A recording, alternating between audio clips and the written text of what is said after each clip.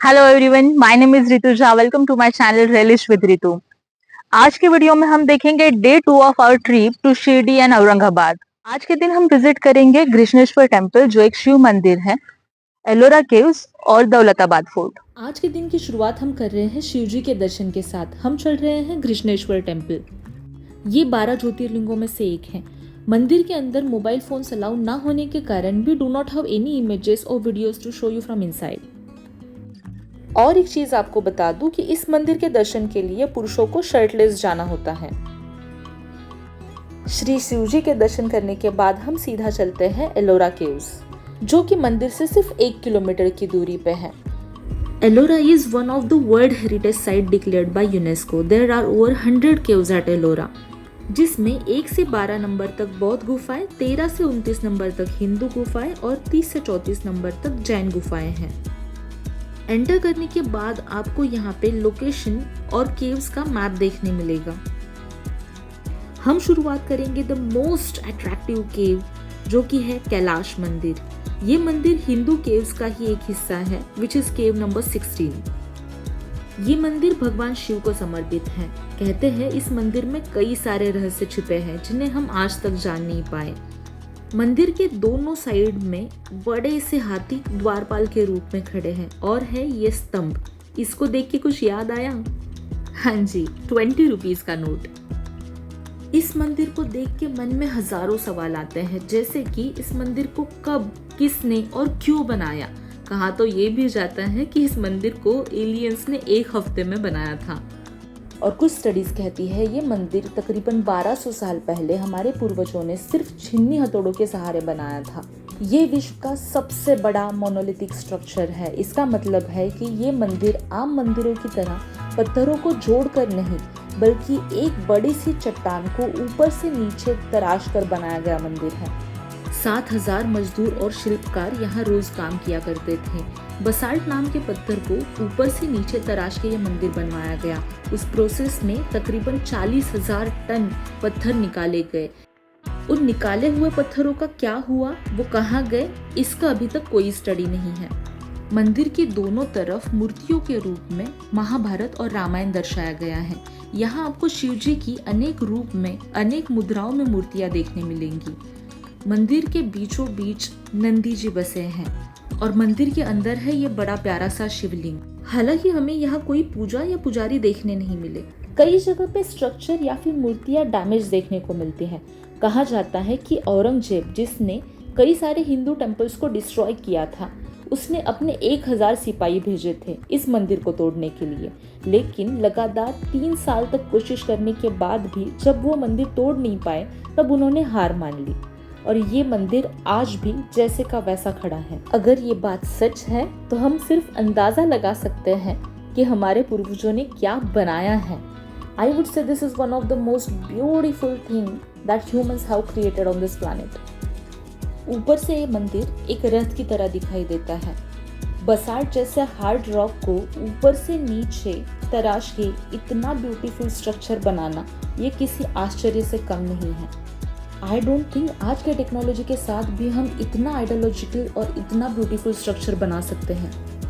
शिव जी के दर्शन करने के बाद हम चलते हैं अगली केव्स की तरफ। जैसा कि मैंने पहले कहा, यहाँ पे 1 से 12 नंबर तक बुद्धिस्ट केव्स है। Buddhist caves are located on the southern side.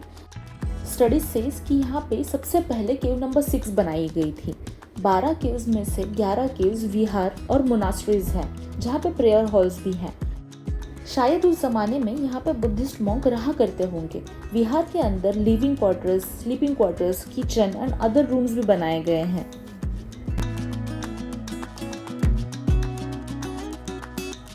बौद्ध गुफाओं में गुफा नंबर 5 सबसे यूनिक है, जिसमें 24 स्तंभों का एक बड़ा सा सभा मंडप है और गर्भगृह में गौतम बुद्धा की व्याख्यान मुद्रा में एक प्रतिमा बनाई गई है। इसी की तरह सबसे नोटेबल केव है केव नंबर 10, विश्वकर्मा केव। इसे कारपेंटर्स केव भी कहा जाता है।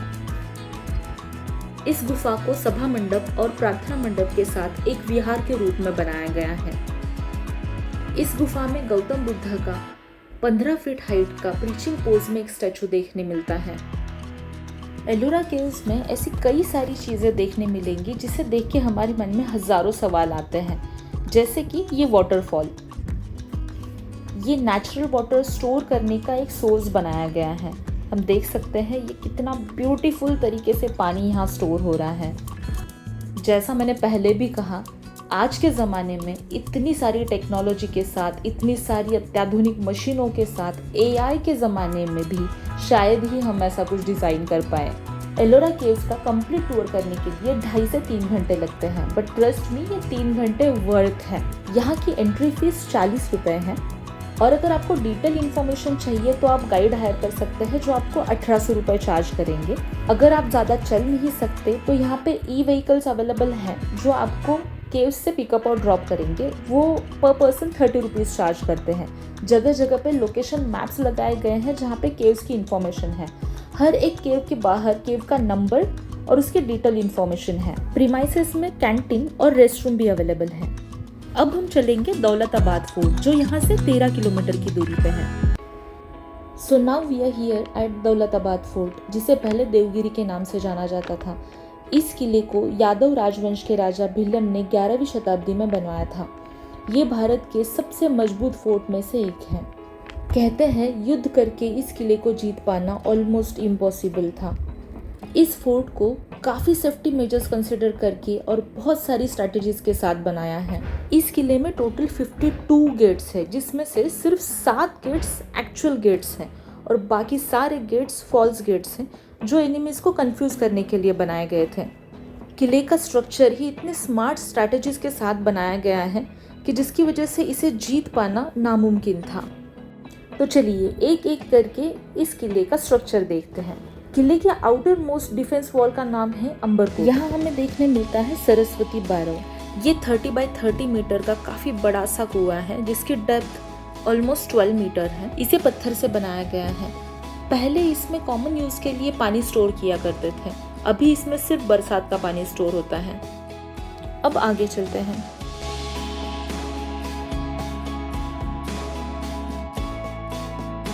अब हम चल रहे हैं हाथी तालाब के पास। ये 115 स्क्वायर फीट का तालाब है जिसकी डेप्थ 25 फीट है। कहते हैं यहाँ पे सोल्जर्स को एक्सीलेंट स्विमिंग के लिए ट्रेन किया जाता था। अब हम आए हैं भारत माता यानी कि जैन मंदिर के पास। कहते हैं 1318 में कुतुबुद्दीन मुबारक खिलजी ने जैन मंदिर तोड़ के यहाँ मस्जिद बनाई थी। अब यहाँ पे भारत माता की मूर्ति है।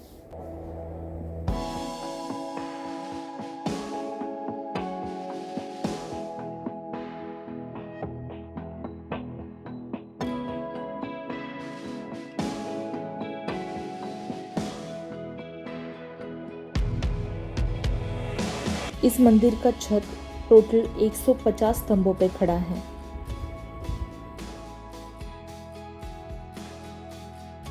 और ये रही भारत माता की मूर्ति। भारत माता मंदिर से बाहर आके हम पहुंचते हैं चांद मीनार के पास। द्वितीय अहमद शाह ने इसे ईस्वी सन 1445 में बनवाया था। ये 210 फीट हाइट का राउंड शेप मीनार है। वो दूर सामने जो दिख रहा है हमें वहां तक जाना है। वो किले का टॉप मोस्ट पार्ट है। उसके पहले चलते हैं तोप संग्रहालय के पास।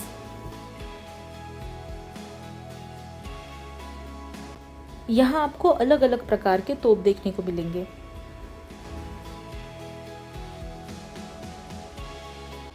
अब चलते हैं सीधा किले की तरफ। ये है काला कोट, जिसे मृत्यु द्वार भी कहा जाता है।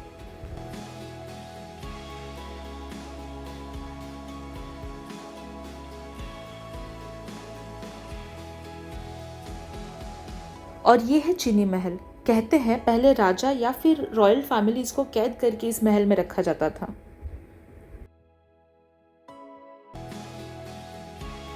काला कोट से एंटर करके हम पहुंचते हैं मेंदा तोप के पास। मेंदा तोप देखने के लिए हमें ये स्टेयरकेस चढ़ के बुरुज पे जाना होगा। और ये रही मेंदा तोप। ये तोप भारत के सबसे बड़े 5 तोपों में से एक है। इसका दूसरा नाम शिकन तोप यानी कि किलो को तोड़ने वाली तोप है। इसका वेट 14 टन यानी कि 14,000 किलो है। अब इसका पता नहीं कि इतनी बड़ी तोप को पार्ट्स में लाके यहाँ पे असेंबल किया था या फिर इसे उठा के यहाँ पे लाया था। इन दैट केस जिन लोगों ने भी इसे यहाँ पे लाया उनको मेरा सलाम। ये ब्रिज अभी कुछ सालों पहले बनवाया गया है। इसके पहले का ब्रिज नीचे है जिसे पत्थरों से बनवाया गया है। इस खाई की डेप्थ तकरीबन 50 फीट है।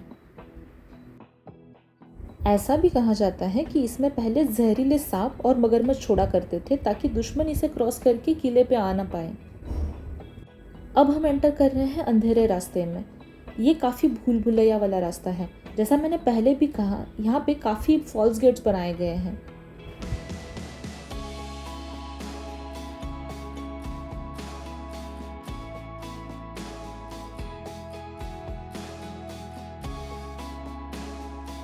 ऊपर आके हमें कुछ इस तरह का नज़ारा देखने मिलता है। रेनी सीजन में यहाँ आने का मज़ा ही कुछ और है। आप अंदाज़ा लगा सकते हैं कि हम अभी कितनी हाइट पे आए हैं। वो रही मेंदा तोप, वो रहा चांद मीनार और वो अंबरकोट जहाँ से हमने एंटर किया था। यहाँ से ऊपर जाके हमें गणेश मंदिर देखने को मिलता है।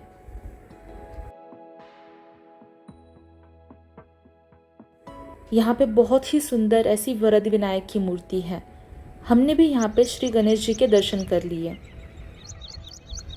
ऑलरेडी सनसेट का टाइम हो चुका था और अंधेरा शुरू होने लगा था। इसकी वजह से हम यहाँ से आगे जा नहीं पाए।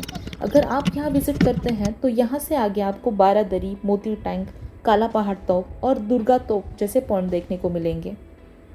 पूरे किले को देखने के लिए आपको कम से कम 2.5 घंटे का टाइम लगेगा। तो दौलताबाद फोर्ट के साथ हम आज का दिन यही खत्म कर रहे हैं। कल सुबह मुंबई लौटने के पहले हम चलेंगे बीबी का मकबरा। मॉर्निंग में ज्यादा क्राउड भी नहीं रहेगा तो हम हमारा विजिट आराम से करके मुंबई लौट सकते हैं। तो हम आए हैं बीबी का मकबरा में, जो हूबहू ताजमहल जैसा दिखता है। If you are travelling by your own car, यहाँ बहुत बड़ा सा पार्किंग स्पेस अवेलेबल है। यहाँ की एंट्री फीस 25 रुपीज़ पर पर्सन है, जिसे आप ऑनलाइन भी खरीद सकते हैं। तो चलिए अंदर चल के देखते हैं क्या है बीबी का मकबरा। एज आई सेड अर्लियर, इसे हूबहू ताजमहल जैसा बनवाया है। इनफैक्ट इसे दक्कन का ताज भी कहा जाता है। सन 1660 में मुगल बादशाह औरंगजेब के बेटे राजकुमार आजम शाह ने अपनी प्यारी माँ दिलरास बानो बेगम की याद में इसे बनवाया था। अपने 5वें बच्चे मोहम्मद अकबर को जन्म देने के बाद दिलरास बानो बेगम प्रसूति ज्वर से पीड़ित हो गई थी। अपने बेटे को जन्म देने के 1 महीने बाद 1657 में उनकी मृत्यु हो गई। उनकी मृत्यु के बाद औरंगजेब और उनके बड़े बेटे आजम शाह काफ़ी दुखी थे। दिलरास बानो बेगम यानी कि रबिया के अंतिम विश्राम स्थल के रूप में औरंगजेब ने एक मकबरा बनवाया। यही है वो मकबरा जहां दिलरास बानो बेगम उर्फ रबिया का पार्थिव शरीर दफनाया गया है। कुछ सालों बाद औरंगजेब के बेटे आजम शाह ने उस मकबरे की मरम्मत की और हूबहू ताजमहल जैसा स्ट्रक्चर बनवाया। हम देख रहे हैं यहाँ पे लोगों ने काफ़ी कॉइन्स और नोट्स डाले हैं। अब आई रियली डोंट नो कि ऐसा क्यों किया जाता है। शायद लोग यहाँ पे अपनी विश मांगते होंगे। इसके अंदर और गुम्बद में काफ़ी नक्शीदार कारागिरी की गई है जो दिखने में काफ़ी सुंदर है।